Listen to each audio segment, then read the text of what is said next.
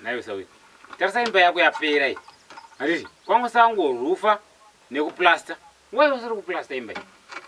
Mdara ikonomi yandiuraya. Kuzi pakachinja zvinhu so andafa ndatotaza kutopedzisa. Ikonomi ipi unoziva? Ikonomi yedu pakatanga kuchinja zvinhu so. Ndo ikonomi kuchinja kwezvinhu ndo ikonomi. Mdara ima musikondi ikonomi mazano yakatirova.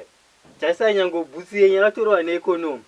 Bhandiri ratorohwa neikonomi nyango mdara saka mufunga kuti hamusiona ipapo. Saurati ndiri economic nini? Mdara ona nyango kabhasha katorohwa futi neikonomi.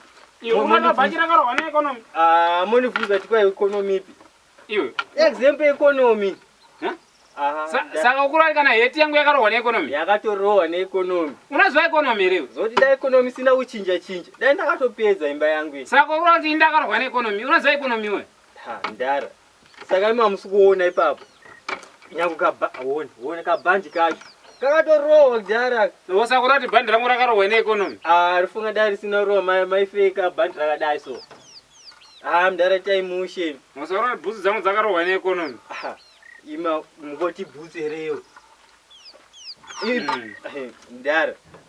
Kune bhutsu kwete dzakarohwa neikonomi. But newo pushi rako iri raka economic wai. That's why ndachokudza ati economy yakavhiringisa zvinhu zvese. Ndazopedza ndatengesa chimota changu chiya. Nenyaya yeeconomy. Nenyaya yeeconomy ndinoda kupedza imba yangu iyi.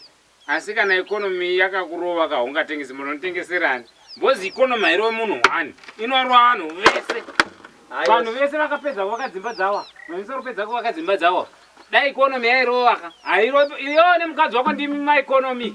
Ndimi muri kurohwa neeconomy muri vaviri, iwe nemukadzi wako nevana vako. Wona pa next uko. Ini pangu ndakatopedza kuvaka.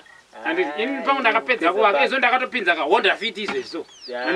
Ndamusaroti vhara pa Honda Fit kapi. Uri kutorohwawo neeconomy. Honda Fit kamakapinza. Rohwa neeconomy. Ko imimi. Inini nemukadzi wangu hatisi mueconomy. Saka Honda Fit kakadai muti Honda Fit. Mdara taimushe. Bhachi ropinda Honda Fit ro. Rohwa neeconomy. Bhurugwa ropinda Honda Fit ro. Economy kwai. Ropinda irero. Bhurugwa haripindi Honda Fit but rotopinda muHonda Fit. Mdara taimushe. Muchivhire mamuchiwe kuzodii kumba kwangu.